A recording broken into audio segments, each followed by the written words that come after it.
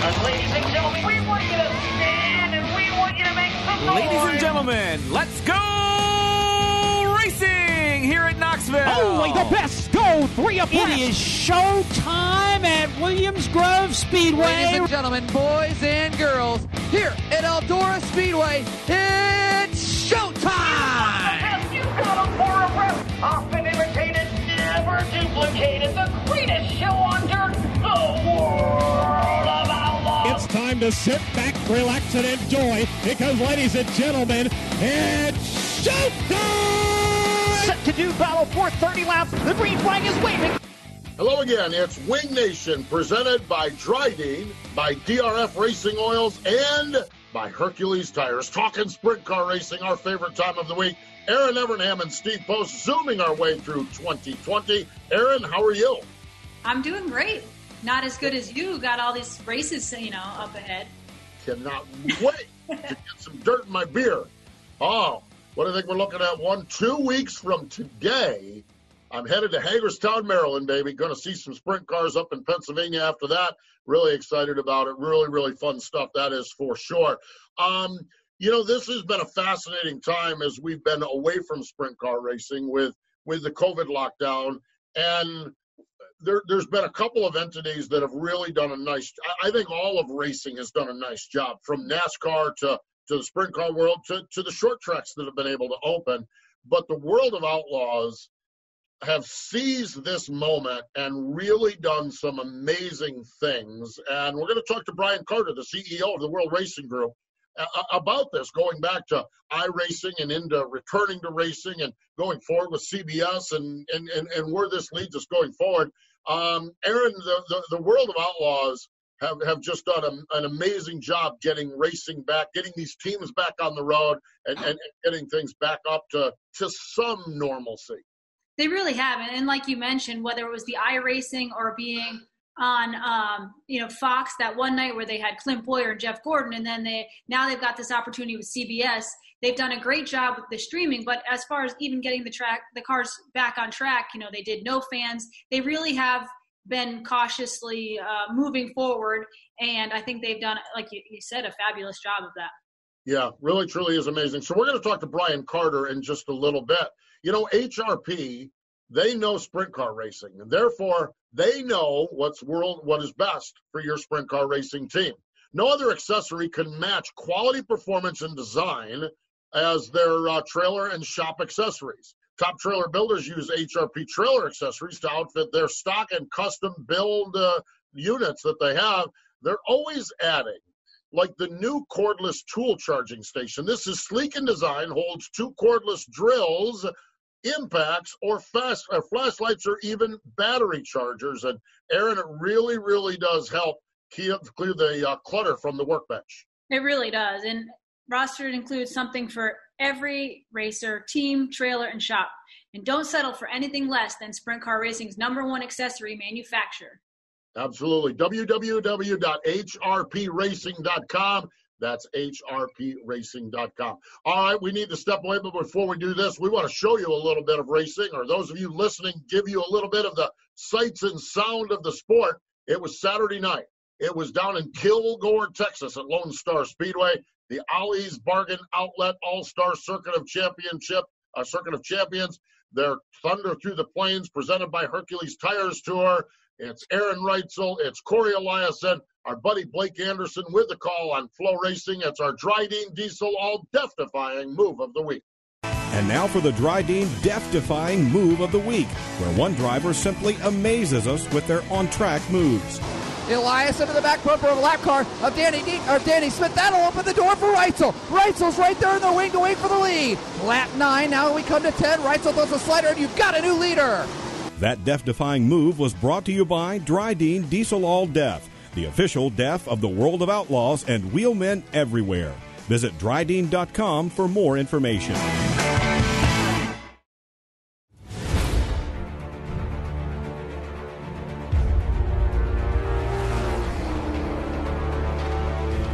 Pride.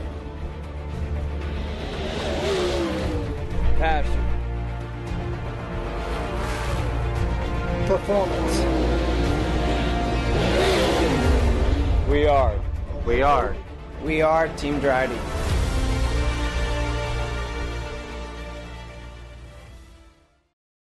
Hey, Ashley, what are you up to? Oh, I just stopped by to grab some sage fruit apples. Now I just have to decide which ones. You can never go wrong with a Honeycrisp. They're light, crisp, and full of perfectly balanced flavor. Oh, hey. You could always go with one of their classics, the Gala or Fuji. They're both sweet and juicy. Grown in the heart of Eastern Washington, Sage Fruit Company works hard on the farm and with their retail partners to provide high-quality apples and pears to consumers all year long. Well, I couldn't decide which ones. Thanks for the help, guys. I'll race you to checkout. Welcome back. It is Wing Nation, presented by Drydene, by DRF Racing Oil, and by Hercules Tires. And as I mentioned, I think earlier this week on a show, we usually, to the end of the year, we sit down with Brian Carter, the CEO of the World Racing Group, and we talk about the year that was. Well, this is unlike any year.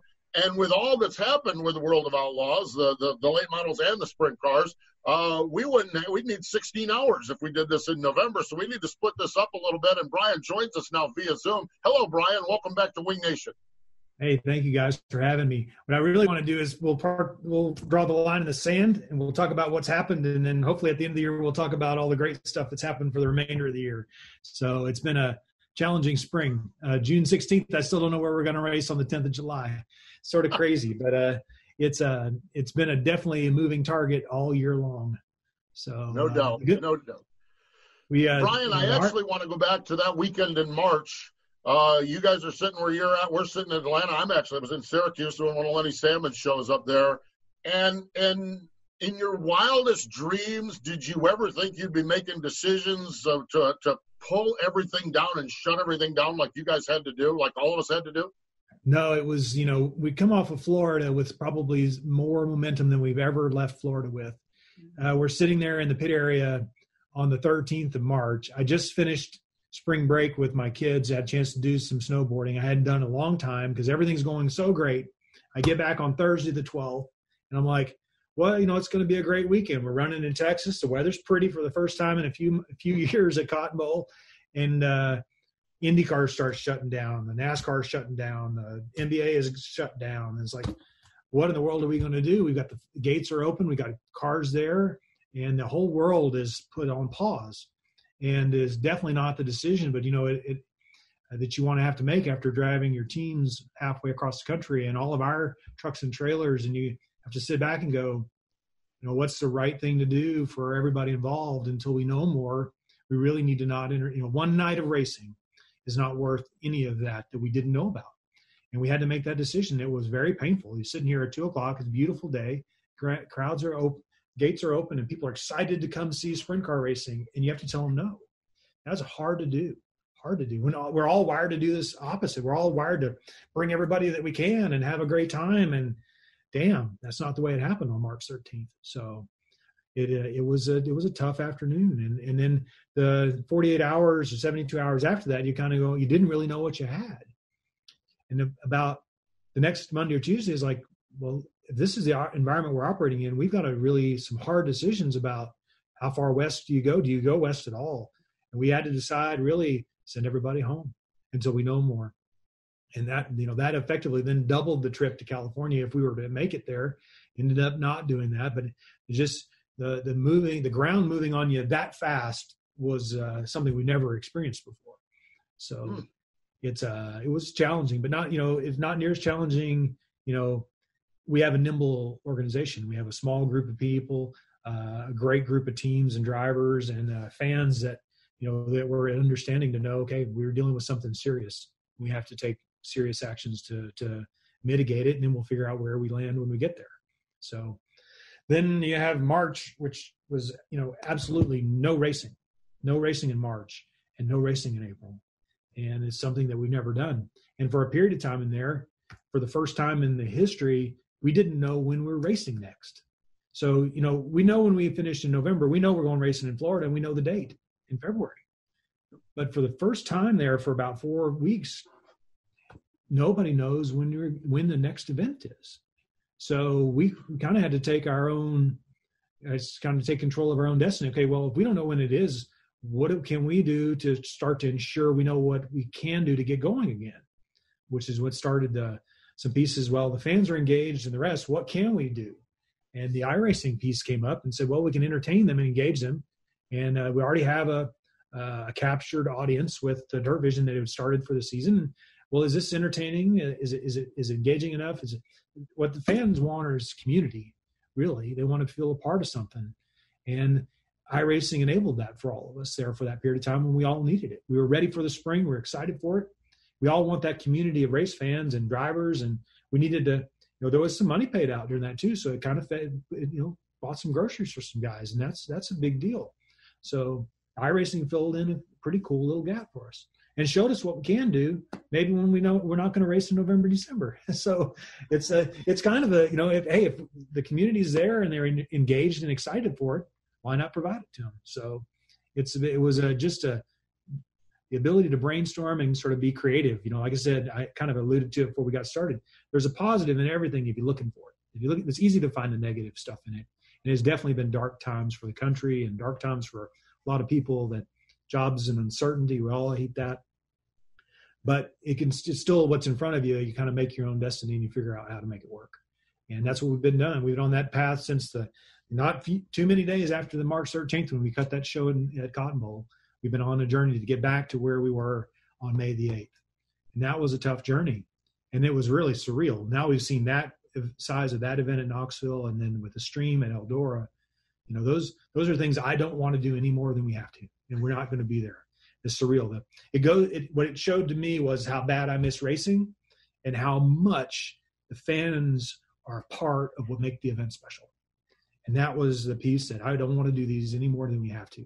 Not only from a financial investment that you have to make to put those kinds of shows on, but also that you derive so much of your energy from the people around you. It really is extraordinary to see that and how important that is to everybody. So yeah, a lack of fans. I had the opportunity last week. I was doing pit road at Martinsville, and Erin, Martin Truex Jr. won that race, and he gets out of the car, and it's like, yeah. And I'm standing there 6 feet from him, having a conversation with him in a place you would never have you'd have to scream to yell in his ear. And it just is amazing. So what Brian is saying, Erin, about the fans is just absolutely amazing and so true. I don't even want to think about racing without the fans there. It is so true. You mentioned that about that victory lane with Martin. We're kind of getting off topic a little bit, but I know Martin pretty well. And I could tell in his interview, in his response, how weird that victory lane felt to him. And then, even Brian, when we talked to David Gravel or other drivers at the track, they've said the same thing without the fans. And I can't even really imagine it. Everyone kind of used the word eerie. But, switching back to talking about making positives out of the situation, the iRacing thing was incredible, but that also led to an opportunity with Fox, which I thought was great. You had Jeff Gordon and Johnny Gibson together, and then this whole opportunity with CBS started. You talk more about those positives, that you guys were creative and you came up with some great things. The FS1 piece in the iRacing, and to see the true passion and love for dirt racing through Clint and Jeff on the screen with FS1 was just very, very motivating to me to figure out how do we get this back. It was exciting to hear them. There's a very sincere joy that is derived from them being involved in dirt racing. So that's very encouraging, and actually lit the fire for our guys. Okay, what can we do? And how can we show this to more people? And how can we get it so that we're ready to go back when we go back to racing, like this weekend in Knoxville with the crowd there? How do you go back and you can continue the momentum that we had in the spring? There's so much momentum for dirt racing and for the World of Outlaws, sprint cars and late models. So, but the opportunities exist even in the dark times, and you have to be aware and looking for them, and candidly looking for those positive things that are there. And FS1 was clearly our relationship that we've had with iRacing for a couple of years now, enabled us to do that, and at the same time been able to mobilize everyone to get to the racing on dirt on iRacing. And it created an awareness in a group of people that may not have been aware of dirt track racing. And that's our entire objective year round, even in these dark times, is creating, how do you create more awareness for people that are not aware of what we've been doing for 42 years? And that created an opportunity. And when FS1, when we finished up what we did with them, CBS was interested, and CBS was looking for content. So we were able to, with the creativity of the team with Dirt Vision, able to produce shows inside of a video game. The thought of producing live shows on track in 37 different states is one thing, but creating a game from within a video game, a TV broadcast, was pretty extraordinary. And to see and hear John Gibson call it, even with Jeff, and it's like, that was exciting, and it created some opportunities, and it got the attention of the CBS executives about, tell us about what this is. And when they start hearing about what it is now, and then when they start comparing to what it really is when we're out on the racetrack, it got them excited at the executive level at CBS. And I was able to create, when they need content, and it's time when there's not a lot else going on, the platform for us to create awareness. That's all we're trying to do. Not changing sprint car racing, not doing the next level, none of that stuff. We are creating awareness about what we're doing and what we've been doing for 40 years. And that's the beauty of this show on Saturday on the iNetwork on CBS, is a documentary about the greatest show on dirt for World of Outlaws, sprints and late models. And that's an awareness that wouldn't have been there if we'd backed up to February. We would not have seen that coming. So I would much rather do a redo and start back and go back to plan for the spring, but we can't do that. All we can do is make the best of what we have. And right now we've got some pretty exciting awareness campaigns starting this weekend with CBS and then CBS Sports Live for the first time. It's the first time on the iNetwork since 1995, and over a decade since we did live TV from the racetrack with sprints and late models. So that's an opportunity that we're going to take advantage of, and again, try to create awareness. So it's exciting time to be a sprint car fan. It's exciting time to be a dirt racing fan right now. When you look at what's happening across the country and some places that are getting some notoriety, and entertaining folks, giving them the escape from this dark time right now. So starts this weekend, CBS Sports Line, Tri-State Speedway in Hobstadt, Indiana, this Saturday night, 8:00. The 8:00. There's the documentary part of the sport, the total brain fade on it. No, that's right. It's called a NOS Energy Drink for the Love of Dirt. Is going to be on. So we're going to have CBS Sports. I knew Lauren Albano and I have talked about it 100 times, and I've talked to Richard Marshall about it, and I couldn't pull the name of it. And then at 9:00, now you're doing human interest stories. I think Ashley Stremiak's our co-host, is being part of that. You're putting this documentary together with a race in the middle of it. How's that going to work? Yeah, well, we're gonna figure it out as we go, Steve. We got it's going to be so we'll be the 1:30 on the iNetwork, and at 8:00 we'll have For the Love of Dirt, which is an incredible documentary that was filmed all through the summer. Make you a real sprint car fan and a Sheldon Haudenschild fan. It's great for all of sports. It's going to be on the network too at 8:00, and then 9:00 Eastern. We're going live from Hobstadt, and we're going to run a flex time. We've got an hour there. We're going to get that feature going. So if anybody's seen a race from Hobstadt, they know that can be exciting and entertaining. We're going to have an hour to show the feature. So we're going to have some cover stories. We're going to have some color. We're going to have the feature, and we're going to fill it in with all of the other story highlights from the rest of that night. So we're going to compress our program into 1 hour on live national TV on Saturday night. We're going to do that again from the late models on June the 27th, but we're going to re-air the hour from Hobstadt first. So we're going to have from 8:00 until 10:00 Eastern for 3 Saturdays in a row. We're going to have live on CBS Sports Network. So we're going to run the re-air of Tri-State. Then we're going to run the late models from Lernerville at the Firecracker. And then the next weekend, we threw a little big wrench. I'd say a little wrench, but it's a big wrench into something that we're throwing in the late models and the sprint cars together at Cedar Lake. So you guys know how big a deal it is to do it down here in World Finals. We're going to do that at Cedar Lake, and it's going to be the full first wide open crowd. We're going to have some really state-of-the-art ways of doing things for screening and making sure people are comfortable with the environment that they're in. But we're going to have the sprints and the late models live on Independence Day, big celebration racing for all of the world to see on Saturday night. So that's going to be from 9 to 11 Eastern. We got 2 hours to create that show. It's going to take a couple hours, and it's going to be exciting, and we're going to learn as we go, and we're going to show the world sprint car racing and late model racing. Wow. Now, is Dirt Vision, are you guys producing all this, or is there someone coming in with CBS, or is it a combination? That's the beauty. Dirt Vision will be simulcasting everything. So we'll have all of the preliminary, all of the things.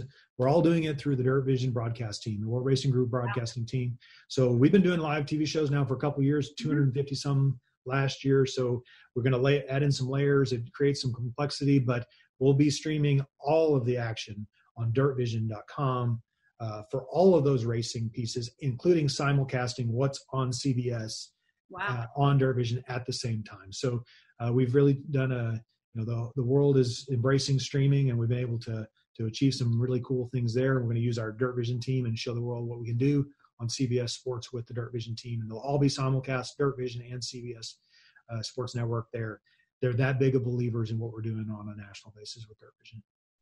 Yeah, pretty exciting. Fascinating stuff. It really, truly is. And we had Brian Dunlap on a couple of weeks ago, and just what he and his team have done. And Brian, this probably goes back. We've had our year-ending conversation. I don't know. We've probably done it 6, 7, maybe 8 years. We seem to do it. And I think at the beginning of it, it was like, are we going to do live TV, and will anybody buy pay-per-view? And when you've seen this Dirt Vision element evolve in normal times, let alone the flexibility it's given you, boy, I'm telling you what, the investment you guys have made in it is really taken this sport to some amazing levels.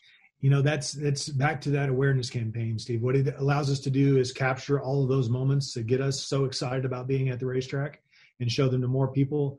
We're well aware people can't travel to Knoxville, Iowa, in June and August, and then pick up every week. But we want those fans engaged and able to see it and stay engaged.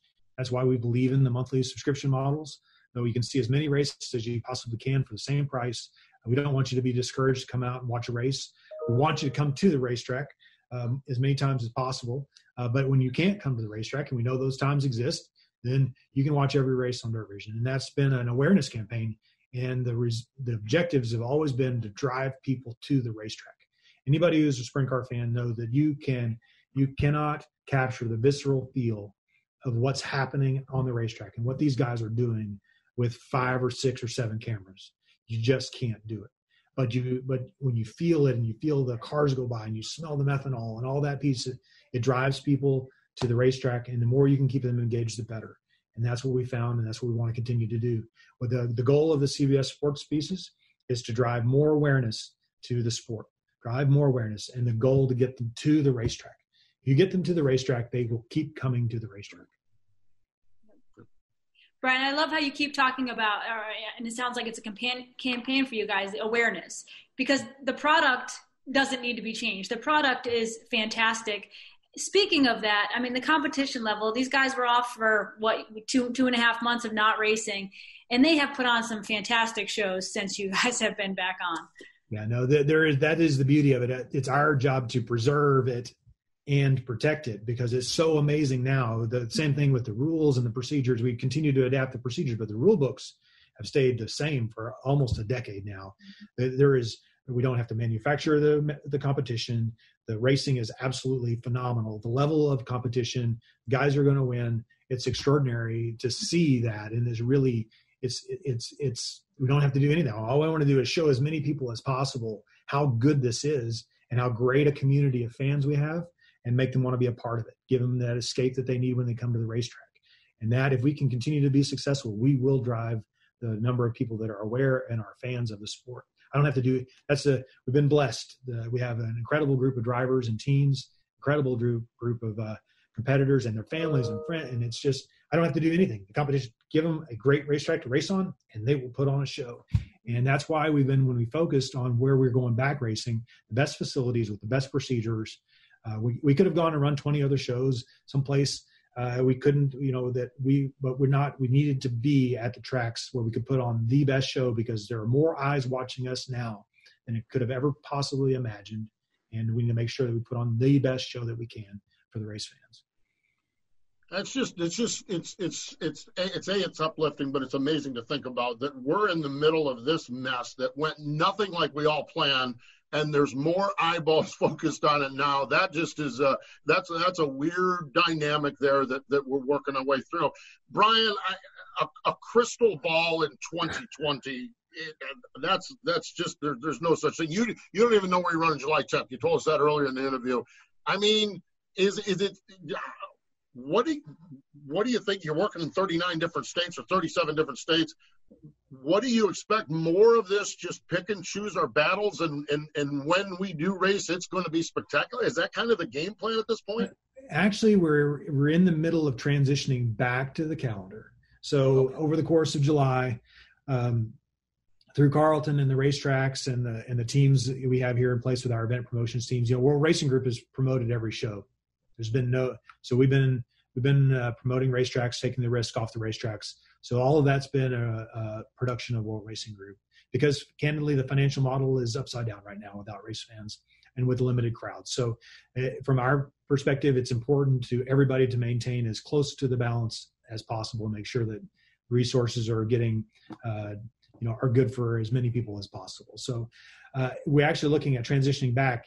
July is a huge month for sprint cars. It's the month of money. It has been dubbed that for a long time, culminating with Knoxville Nationals. Our journey through the spring, our efforts in Iowa, the efforts to get the May 8th race, the efforts to get to the 50% crowd, which was a record crowd on Saturday night here for this couple nights ago for Knoxville, was to get to the Nationals, because it's so important to the racing community and the sprint cars. So we're actually in the transition back to what I call close to the calendar. Is it going to be the same? No. Is it going to be, are we going to be somewhere where we're racing limited fans? But all of these other racetracks now have to get started. And we've been using the World of Outlaws to kick off the big shows in these places. And we haven't had a big show yet in Pennsylvania or Ohio or New York or Indiana. So we're going to be moving across the country. We're going to be dealing with some of the restrictions that we've dealt with so far, but it's going to be important to do that. So you're going to see the model, huge crowds and then back to restricted, and huge crowds and some restricted. But the goal is to get it back to the crowds that everybody who wants to come can come to the racetrack. And so we're doing that. But the way the calendar plays out, we're looking at, I just sent a letter to the teams last week, kind of laying out what the point funds and, trying, preserving those and what the schedule looks like. And it's not unreasonable to think we can get to 65 to 70 races completed in 2020, which would not be far off of what Mother Nature had her hand in it. I think we completed a couple decades. I think 2012 was the worst when we completed 58. Last year we completed 68 with the rain we had in the spring last year. We all forgot about that. But now, so we're realistically looking at 65 to 70 shows completed in 2020. Now, I told the guys they're going to have to strap in. We're going to go for a drive, but we're going to be racing in places that make sense for us to go racing, places where we can have a crowd and get something back to a normal. We're not going to say a new normal. Our normal is going to be normal. We're going to get back there. Just going to figure out the best path to get us there. So, but I believe we're going to get to 65 or 70 races on the schedule. Hopefully Mother Nature doesn't, she'll give us a little bit, maybe, since we've been through the tough time already. We'll see. But that would be enough to have a big payout in the end of the year and have a lot of race fans and give the guys some money to race for and entertain folks just about every place we were scheduled to race. California is an interesting dynamic. Most of the racetracks out there they're all fairgrounds or government owned. So they're going to be the last to open. So we got to really take a hard look at the Western swing and see what really happens out there. That's probably the biggest. But you know what? There's a lot of Dakotas racing, a lot of Missouri racing, maybe even a new race in South Dakota, maybe something in Texas to wrap up the season and get back out to the east. So it's just that's going to be the biggest challenge, is how far west we can go. Steve Beitler and the guys had a great race, huge crowd last year for the up at Skagit, and I'd hate to miss out on that again. So we'll have to see how it goes. It's, again, one of those, I just don't know. The ground moves around on you pretty quick. Environment changes daily, and we're going to keep making the best of whatever we have in front of us that we can. Yep. Final question for you. And listening to you, obviously we're Motor Racing Network, and I broadcast the NASCAR races. And listening to you is a lot like listening to NASCAR. When we were sitting around whining about not going anywhere, they told us, okay, you'll whine now, but when this thing winds up, hang on, because you're going to be busy. And I'm in one of these busy weeks where it's like, oh my God, you warned us. Okay, you go there. The reason I bring up NASCAR is I have been so impressed, NASCAR on the asphalt side and really the major sports side, the leadership, the role that they have taken with all the sports. I'm talking NFL, Major League Baseball. Everybody has watched what NASCAR has done.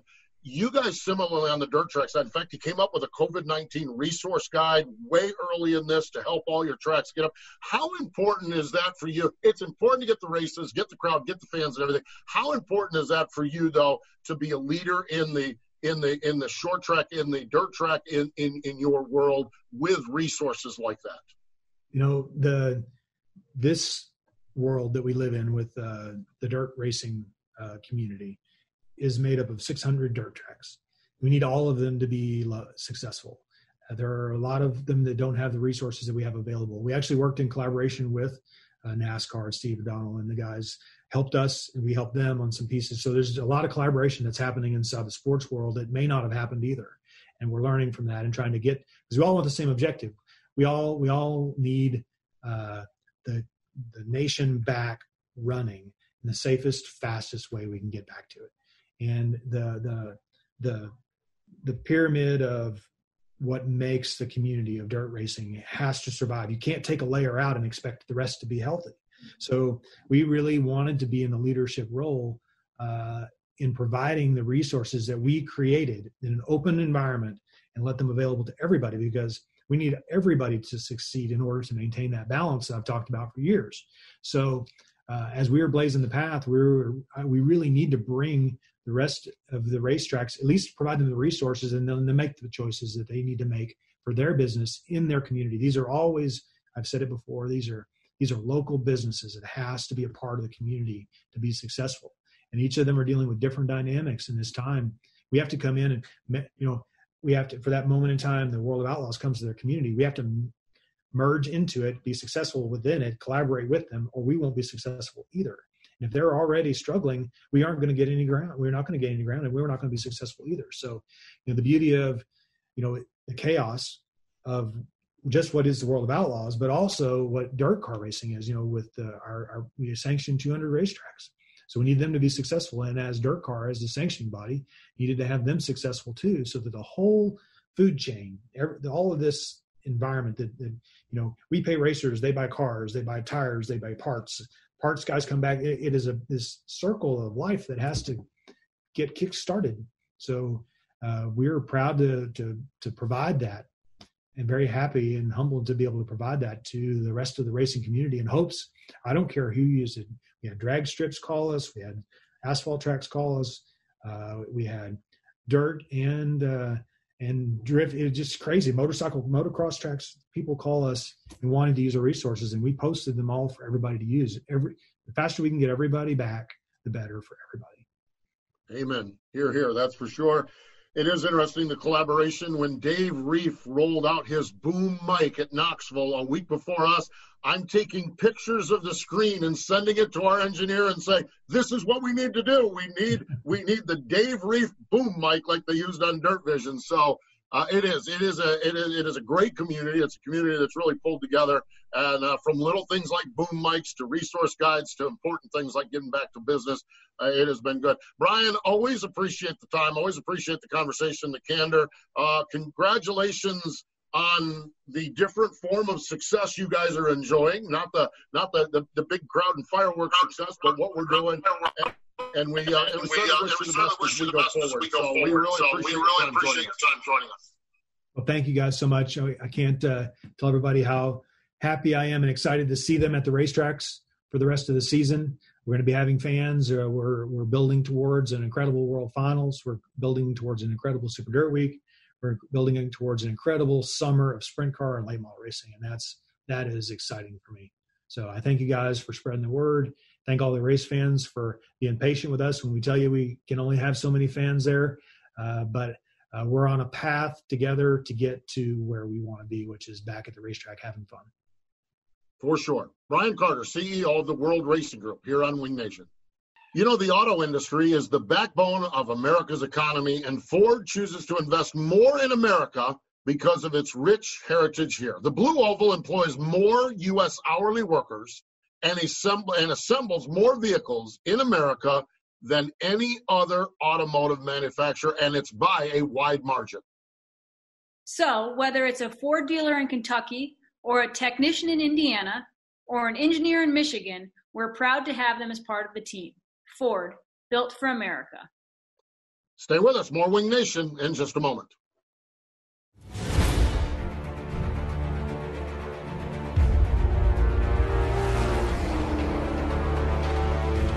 Pride.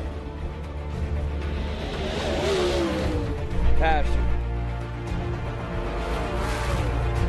Performance.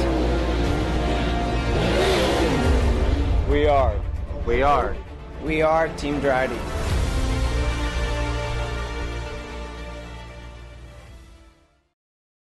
Power isn't born, it's built over time.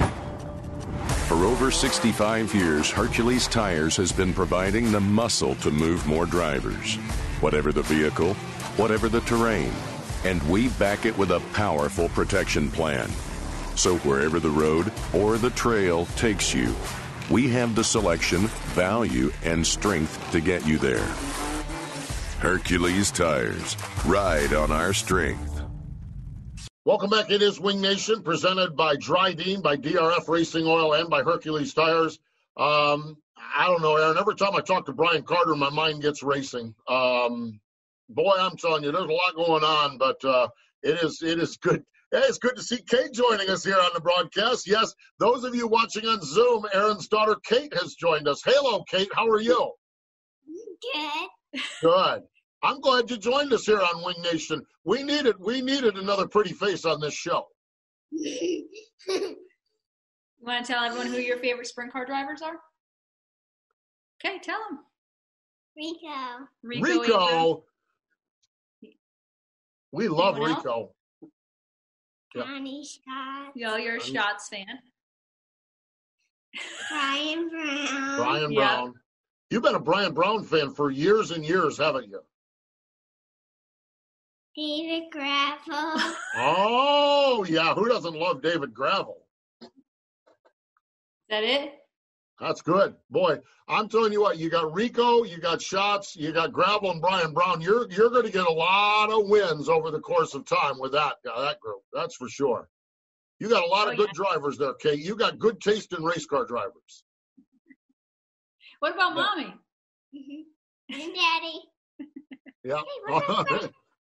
And Daddy. Yeah. Ray Evernham, that 305 championship race winning sprint car legend for sure. Oh, that's cool. That is cool. Hey, Erin, we do have a little bit opening up here. Okay. How about this? Now, again, weather permitting, governors permitting, Williams Grove is back this Friday night. Oh, my gosh. I hope someone's gone up with a weed whacker and trimmed the lawn up on Beer Hill to get it ready for everybody. I know. I feel like it's one of the last man standing. You know, it's good to see them get going again. Williams Grove is such a staple in Pennsylvania, and without them running, it's felt a little bit weird. Can you imagine what it's going to be like when they throw open the gates to Beer Hill and everyone gets on there? I mean, it's going to be a good time. That's for sure. You want to talk about a reunion? Holy cow! That's going to be big. Brian Carter mentioned Steve Beitler out at Skagit, okay? And we talk about it a lot, and this is about the time of year when the Lucas Oil ASCS National Tour heads west out there. Well, obviously we know the world has changed, and they are not heading west out there now. The good news is that they've announced that they are going to head west. Get this, the Lucas Oil ASCS National Tour, they're going to run the Fred Brown Field Classic at Grays Harbor on July 24th and 25th, which is about a month later. And then the Jim Raper Memorial Dirt Cup at Skagit on July 30th and August 1st. Now, I went to that Dirt Cup a couple years ago. I am telling you, that is an epic event. And as I've watched this shutdown, I've watched the calendar with the ASCS saying, oh, no, we're getting closer to end of June and we're not hearing anything. We're getting closer to the end of June and we're not hearing anything. We've heard something, and it's going to be a month later, but it looks like all systems are go to get out on the Northwest, and I am so excited for everybody involved in that. Me too. Steve Beitler is he's such a great guy. He's a legend of the sports, and to see him, I've actually been on the phone with him a few times through the Sprint Car Hall of Fame, and he's been really hit, obviously, like everyone has with COVID-19 and the shutdown. So to see that race potentially happening now is a wonderful thing. Yeah, he's been doing a Thursday Night Thunder series and they have their own pay-per-view, Skagit TV or Skagit Speedway TV, and been doing really good with it. So it's kind of fun to see. ASCS has some regional races this weekend in Casa Grande, Arizona on Saturday night. Central Arizona Speedway, the desert region, is racing. And this one's going to be a big one. The Sooner and Lone Star region co-sanctioning a tango and Lawton, Oklahoma at Lawton Speedway. So they're getting back at it, and we're going to have to see our friend Harley White. She's going to have to keep earning that point lead that she has on the national tour. Yeah, I know. I'd love to see her have a great season. I mean, she's a wonderful girl and has come a long way. Uh-oh. We've had in the words of MRN, trouble turn 2, apparently at the Evernham house. Yep, wreck bad. It was a bad wreck. It's okay. Oh, no. Uh-oh. All right, this is what happens when, it's just Kate and I home. This is where I can really use a little hand. Lockdown 2020 continues, for sure. Hey, joining us on Saturday on our MAV TV show, Shane Stewart. Oh, and we've recorded this, and Shane has his own moment in that show as well. Maybe not a screaming kid, but, well, anyhow, you're going to have to tune in on Saturday morning to find out what Shane Stewart's moment was as well on MAV TV. We're doing that at 7:30 and 10:30. We always appreciate the chance to hang out and talk with Brian Carter, CEO of the World Racing Group, and all the good stuff they have going on. We appreciate his time. But more important than all of that, we appreciate you, each and every one of you, joining us each and every week here on Wing Nation. This has been the Wing Nation Podcast. Find Wing Nation on wingnation.com, Facebook, YouTube, or your favorite podcast provider. The Wing Nation Podcast is a production of the Motor Racing Network. All rights reserved.